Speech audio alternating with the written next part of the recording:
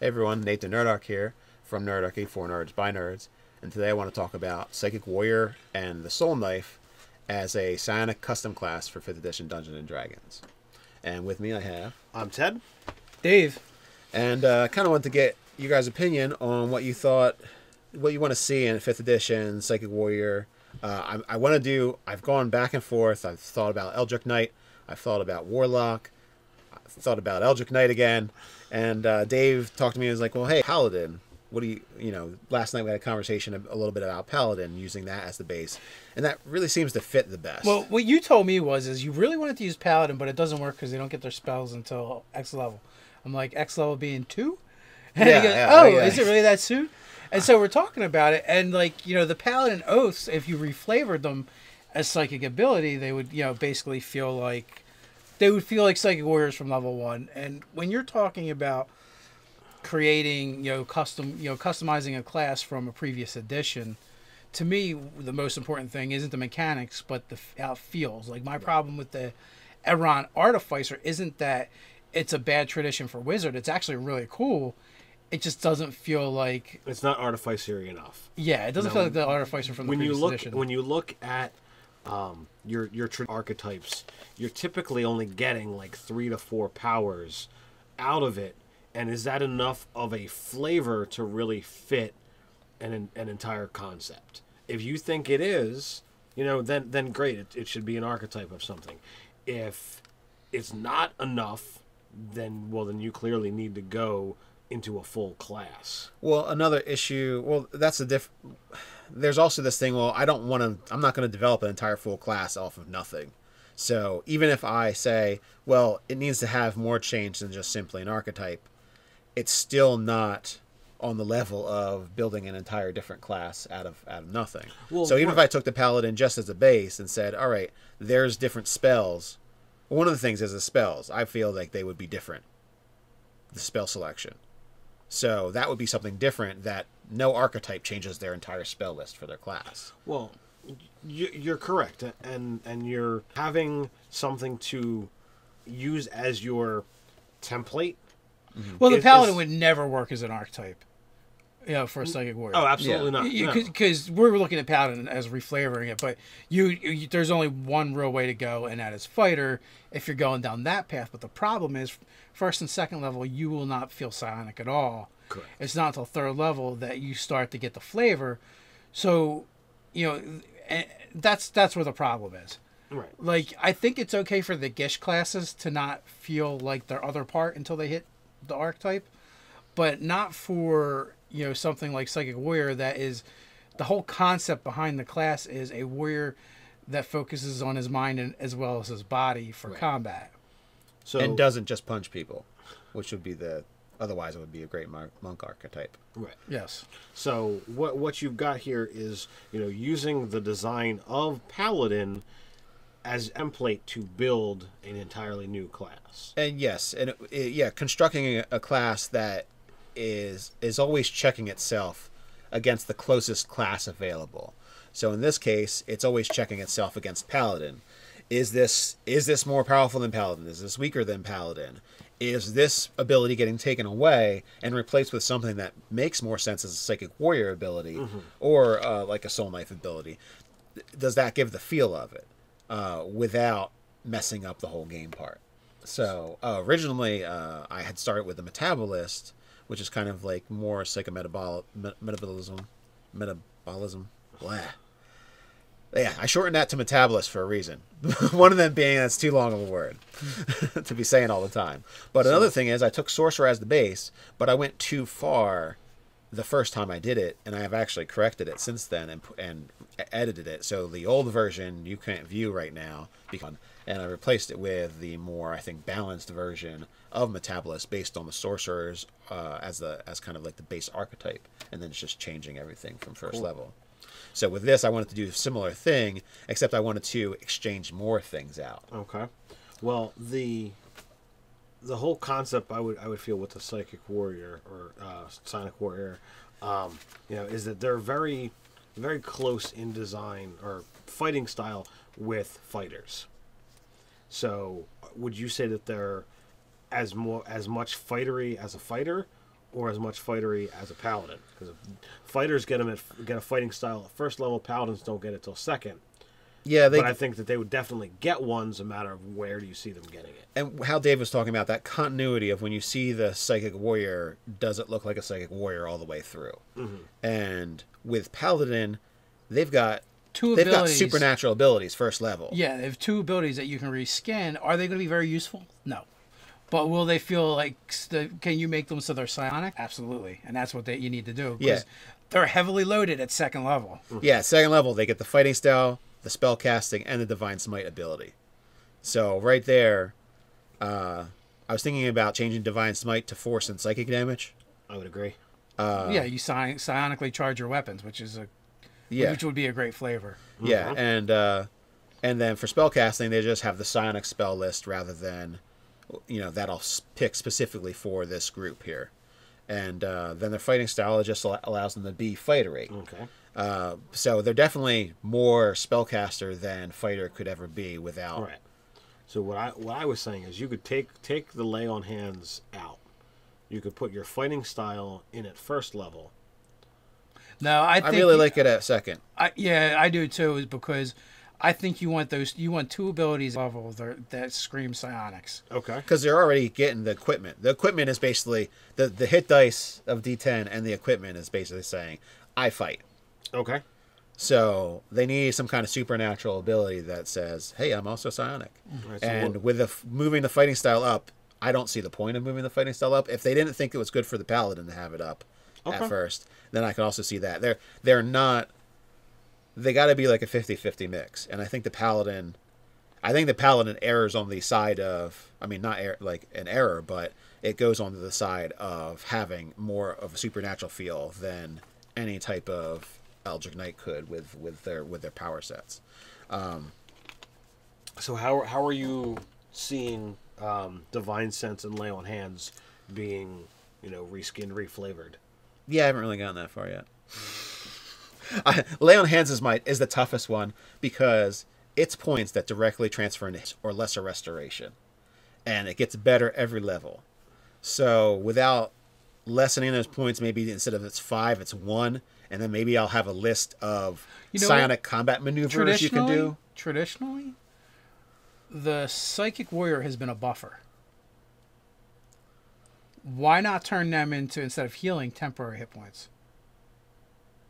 Oh, so they can just stack temporary hit points on them? On themselves or someone else. And it could just be some kind of some whatever you want to say, insight or whatever you want to call it. Yeah. I mean, inertial armor or mind over matter or whatever you want to name it. It isn't really relevant. It's just that it's going to be okay. They have the ability to either confer it on themselves or someone else. Okay. Iron, their Tower of Iron Will, or the name isn't really relevant, but the idea is, and it's right in line with a lot of the other powers and spells of 5 hit points a level. They don't get the versatility of the paladin of, being able to do other things with it. Yeah, and if someone's down on the ground, you're not getting them back up by sticking temporary hit points on top. Nah, you're just making them harder to hurt. Yeah. And for the Divine Sense, what about a psychic sense? So they can actually kind of look inward and they can know if anything is close to them. Whatever the range 30-60 feet is. Yeah, detect mines or something but like that. But not necessarily whether it's good or bad or right. So basically it's like, all right, I've got the ability to know, that something's out there. And it's not, as long as there's not a wall or a sheet hanging between you and them. I would throw that out the window and just say that that they can loosely touch on the minds of I would like it to have a radius effect. I think would be well. Yeah, that's what I'm saying. Yeah, whatever. So hey, someone's in that building, but I don't know if it's the guy we're looking for or just some guy making food. But so it's open to all the role playingness that people want to put into it. So if you say, all right, well, if we're sitting here All right, nothing's going on. All right, I'm just going to concentrate. All right, well, there's 6 people in the party, including myself, and I've got 7 mines. Crap! You know, get your weapons out. You know, we're going to be attacked, or be prepared, or, you know, whatever. So, well, or, you know, there's got to be limiting factors. There has to be, because that's way too powerful. So, like... Because you could just be in the woods and do it, and then be like, hey, there's somebody hiding. So I feel is it that powerful? Yes.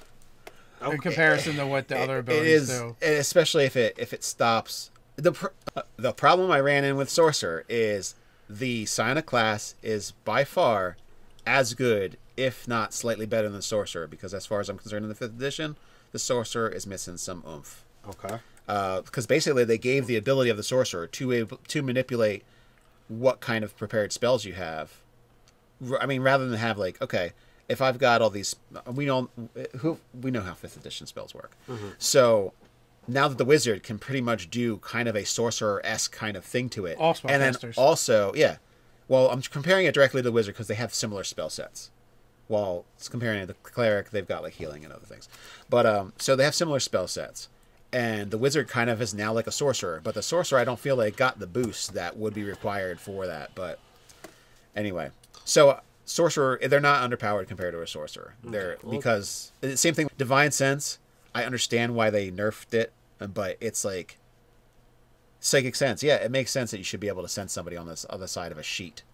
But technically, if we made it a reskin of Divine Sense, then it has to be underpowered. Right, so then if we look at Divine Sense and Lay on Hands, the inertial armor is less useful than the Lay on Hands. I would agree. Yeah. So then, therefore, the Psychic Sense could be more powerful than the Divine Sense.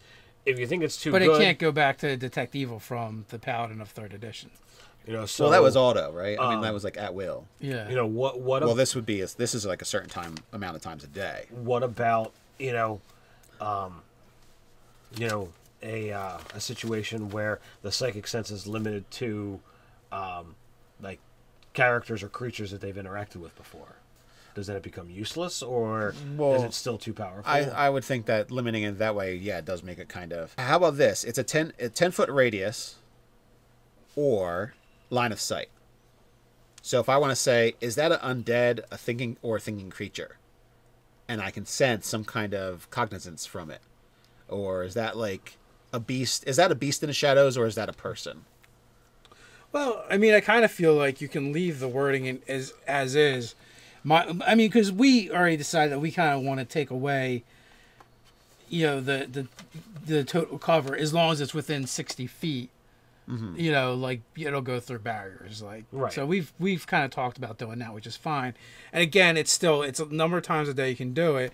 So I would do like you can detect sentient minds with like some exceptions. Like I would go the other way, like maybe like you not undead, even a lich, even though it's intelligent mind, but it's a dead mind. Right. So your power doesn't work. Maybe it doesn't work on animals because they're not higher functioning. Yeah, obviously not constructs, but maybe there's some other creatures that are too foreign and alien, like aberrations. Maybe there's like a list of things that it just doesn't work on. But you don't want to get crazy with a list either, so it's got to be kind of like it would be a blanket thing, like or maybe it only works on humanoid. I was just thinking that humanoid would be good because that's a good range. They tend to be the intelligent creatures, but it won't necessarily work on like some kind of aberration or something that's maybe it doesn't work on dragons because dragons and demons and devils have their minds are mentally hardened against being probed. So they're naturally concealed. So if you did, it only works on humanoids, which would make sense because for the most part you're humanoid, as a player character that experiences with. So and that it automatically eliminates all those things. It's only so many times a day. It's only 60 feet, and you have to spend an action concentrating on it, I believe, right? Mm-hmm.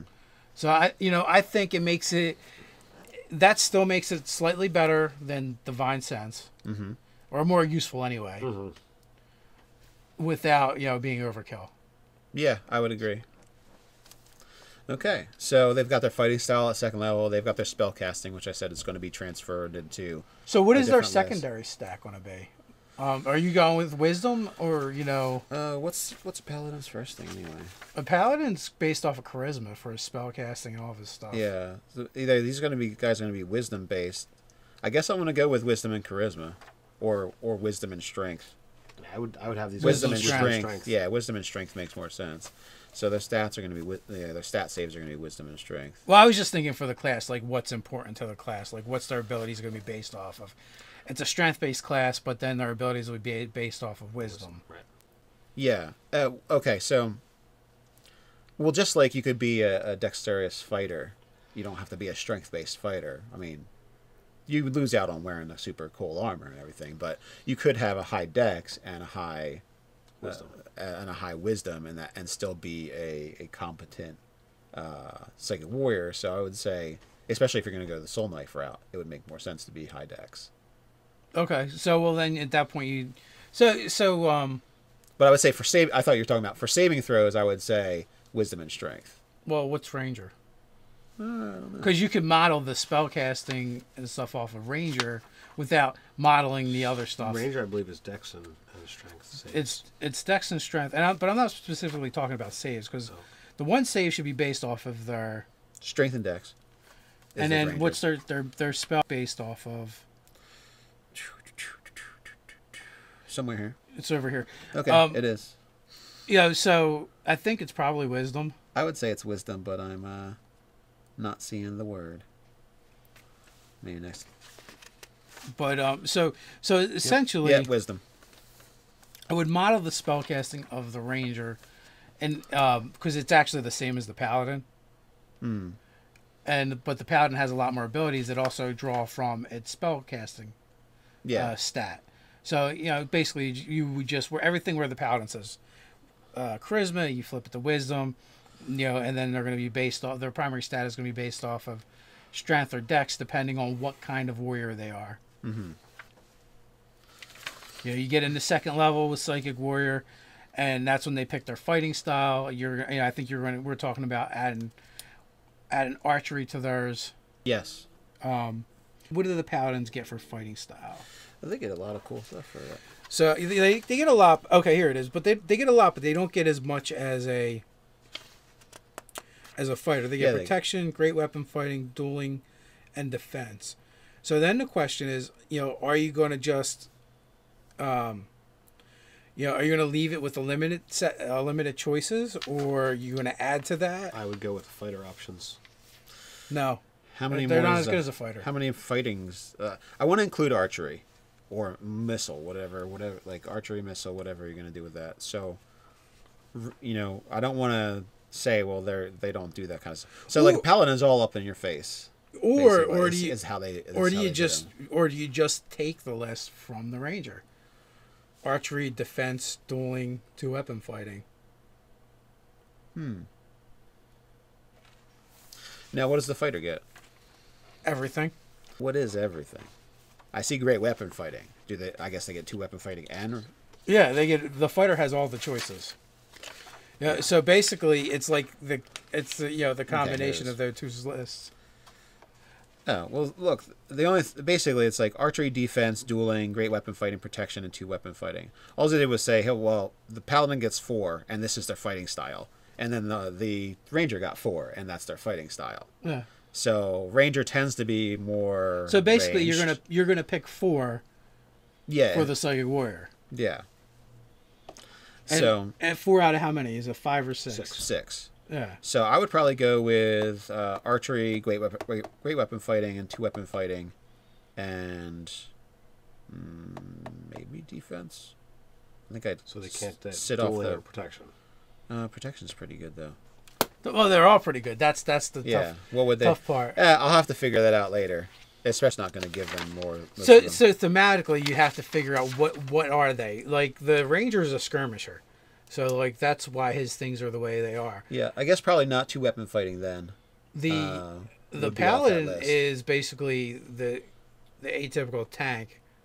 That's what he does. He gets in people's faces, and he makes his presence known. I'm here. I'm in your face, and I bolster my allies by being near me. Yeah, I don't think the Psychic Warrior would have protection, and I don't think they'd have 2-weapon fighting. So I think they'd have the other 4. Defense, protect. I see. I kind of think they would have protection because I would think that they would have the 2-weapon fighting.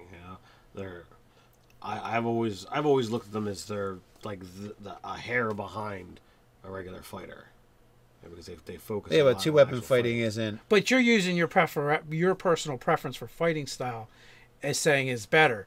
Protection is actually really sweet, and and it goes back really to good. it goes back to me. Well, what does a psychic warrior do? How do they fight? They're a buffer. That's true. And I could also see, their precognitive nature lending itself to picking off attacks at their based off of that, then I would say I would give them dueling, defensive, protection, and archery and archery. Okay. Yeah, so that's what it's going to come down to. It's going to be like, okay, what do they do? Well, they buff, right? So then you're going to go buff offense or defense, and then it's protection, defense, archery, and duelist. Yeah, and if they want to be more fightery, they're just going to have to take levels in fighter, or feats or whatever. Yeah, or a feat. Can you take great weapon fighting as a feat? Can you take a fighting style as a feat? No. Okay. But there's things that would make you better at fighting that way. Right. So, out of curiosity, let's flip the barbarian and see what they get. So that's the very first one because they also get fighting styles. Awesomeness. They do get awesomeness, but I'm curious if they stick to the 4. Because they get so many other things. Yeah. All right. So they get that. When do they get fighting style? I don't see it. Maybe they don't even get fighting style. I don't think they get I fighting have not styles. made a barbarian yet. Yeah, they've got the primal path at 3rd. They don't get a fighting They're style. all rage and unarmored defense. Okay. So interesting. Well, reckless attack, I guess you could say, is like a fighting style.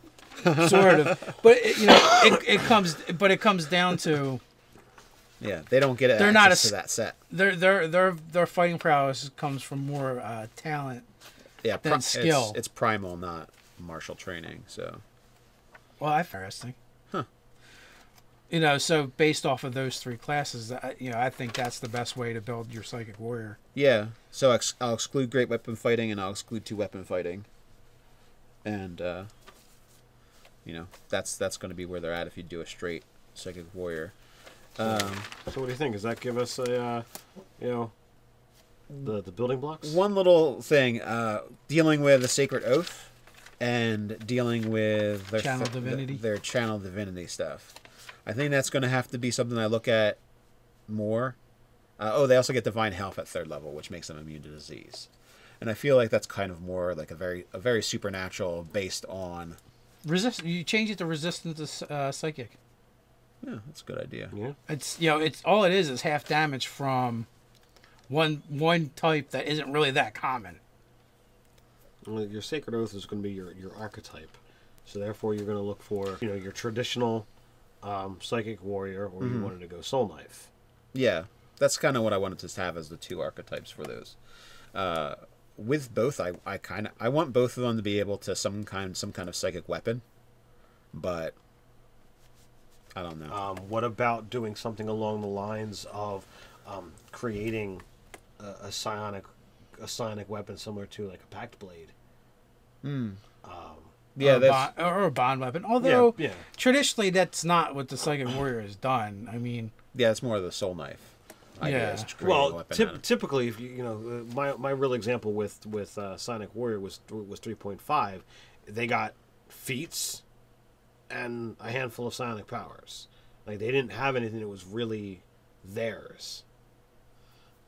So we kind of have to create what's theirs. Okay, I like. Well, with the soul, obviously going to be able to summon his blade at 3rd. That's what I'm just going to have it be. So right. I'm not even going to necessarily call it the soul knife. So I'll have to think of something. The psionic blade. Well, it's just like it doesn't have to be a blade. It could be a 2-handed hammer. if they wanted to. I think that's what... that's what my soul knife did. Yeah, so it's not going to just be, hey, I'm a rogue kind of assassin type person feel to me, which is what I kind of always felt about the soul knife. That might be wrong, but that's what I felt about it. That was my initial impression, was like a rogue. Well, they're more with a psychic they're blade. more skill based and yeah, they are kind of more well, not really. They're more ranger like actually. Mm-hmm. Okay. Is how I would look at them. I would keep the name Soul Knife and as the archetype, and then you have to come up with the archetype for what is your typical atypical psychic warrior going to be. Mm-hmm. You could give them one extra feat if you want a model fighter. Okay. Then you decide whether either it would be either the 6th level ability or 10th level ability, and look at the progression for Eldritch Knight and for fighter and for rogue for how their abilities will go up, because it creates this like staggering effect. Now with the Sacred Oath, which is what the Paladin gets at 3rd, Paladin kind of puts restrictions on them. So Paladin has a lot of power, but they also have these things that they have to stand by. So is there something that I want to create that a psychic warrior kind of has a part of their lifestyle of being that? Or is it more lessening of the requirements of Sacred Oath and more of kind of like dialing back on a few of the types of powers that they get? Like we were talking about not giving them aura effects. Mm-hmm. So if the effects, which are a big thing with the Paladin later on, especially the one where he starts giving benefits to everyone's saving throws and fear effects, that kind of benefit, if they lose that, is it all right to just completely nix the Sacred Oath requirement? The oath requirement is so weak in this edition that it hardly is going to come into play. You could always reflavor it as a spirituality or almost like a monastery, monastic tradition that they kind of stick to. Okay.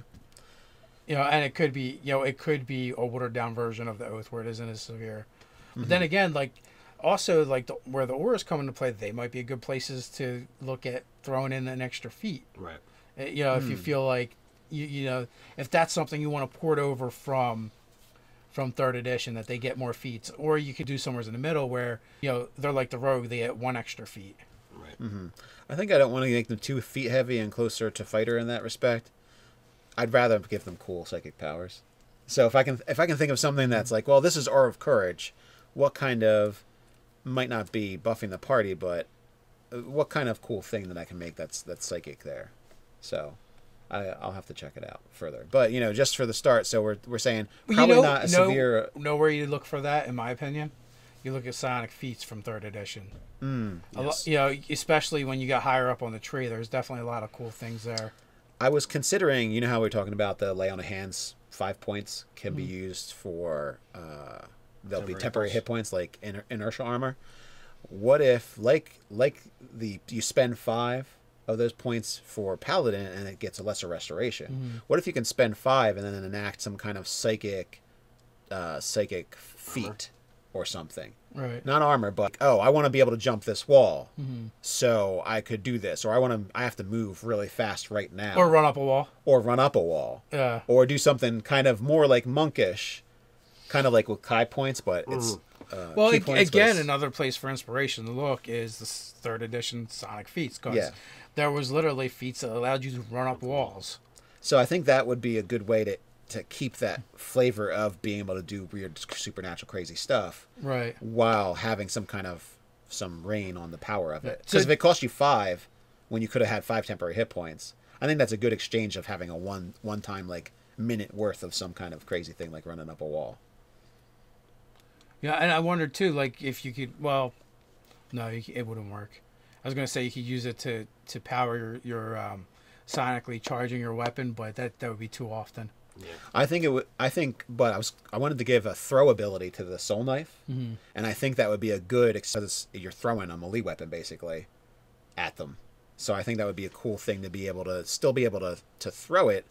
You expend your points. You expend 5 points so like to do that psychic feat. Well, okay, so maybe that's not ability they get at first level, but third, depending on their path, determines how they can spend those points, very much like the monk's Kai points. Mm-hmm. Yeah, like with the flaming fists. And, yeah, it becomes like a double duty. Yeah, that's what I was thinking, getting double out of that. That way, if they want the extra inertia armor, if they want to give somebody inertia armor, they can, but they can also expend it, similar to the lesser restoration that a paladin can do. But they get to do it in a different way. Yeah, maybe an offensive way instead of a defensive. Yeah. Yeah, I think that would be better, like an offense. So they have an offense use of the power and defense use of the power. I would call those options, something else. Like, whatever you're calling. Well, rather than lay on hands, I'm thinking like psychic charge or something like that. So you have these charges, these points, you can then spend towards these different abilities. And spend towards inertia armor at like the base. You can spend it on inertia armor. Right. Well, yeah, that, or maybe it's their psionic reserve. Yeah, that could also psychic reserve. I want to differentiate it enough from their spell points, because they're going to use the spell pull option, which I think is in 288 of the DMG. For those of people who haven't been following the Psionic stuff until now. I think it sounded really cool. Yeah, so thank you for your help. You definitely boosted my... Did we mention what you're doing with Divine Smite? Oh, I think we did something about... That's going to do like Psychic and Psychic and Force. Yeah, that's the damage type, but the way it works is it's going to work pretty much like the Smite, except for, you sonically charge a weapon. Yes. So it's almost like the psionic power attacks edition. Yeah, similar like deep impact and fell. Yeah. But, I mean, rather than making it easier to hit, you're hitting harder with it. Right. Very cool. Yeah. So thank you very much, guys. This has definitely boosted my ability to get this article done by tomorrow. And, this is for tomorrow. Oh, yeah. Gotcha. So the work's cut out for you. Yeah, so I'm going to try and crank out as much as possible. At least get 10 levels, because I'd like people to be able to use this in Andrew SR2 Joker's, another YouTuber, his game. His Gith Yankee game? Yeah, game? he's got his Gith Yankee game. He's going to run it for a few months. It's going to be episodic, and it's going to be where militaristic predator, basically, Gith, come into an alien world. So... Can you camouflage? If you have that said power... If your opponent is unarmed, do you leave them live? Yeah, there's blur and blink, and there's ways of getting around that are kind of creepy and predator-like. So if you see the 3 red dots, you're boned. Well, yeah, once the humans and elves figure out what that means, yes. Yeah, they know it's not done then. Good stuff. Yeah. So feel free to put your input in the comments below about what you think you want to see in a Psionic Warrior and Soul Knife for 5th edition Dungeons and Dragons. And while you're doing that, click like and subscribe. You can even share it too.